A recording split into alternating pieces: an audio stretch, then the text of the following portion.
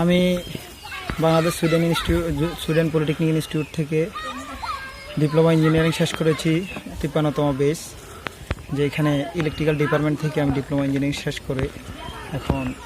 বিভিন্ন জায়গায় চাকরির জন্য ইন্টারভিউ দিলাম। বিভিন্ন জায়গায় যাওয়ার পরে দেখি বাংলাদেশ কারিগরি শিক্ষায় শিক্ষিত হওয়ার পরেও বিভিন্ন জায়গায় চাকরি ক্ষেত্রে কিন্তু সেই সুবাদে তেমন কিন্তু জব নেই। তো আমি চিন্তা করলাম যে আত্মকর্মসংস্থানের মাধ্যমে যদি নিজে কিছু একটা করতে পারি, এবং ছোট থেকে যেহেতু আমার কৃষক ফ্যামিলি আমাদের, তো কৃষক ফ্যামিলিতে আমি মোটামুটি ভালোই কৃষিকাজের উপর আয়ত্ত ছিল, এবং আমি চেষ্টা করলাম যে কৃষিকাজে নিজেকে নিয়োজিত করার পরে যদি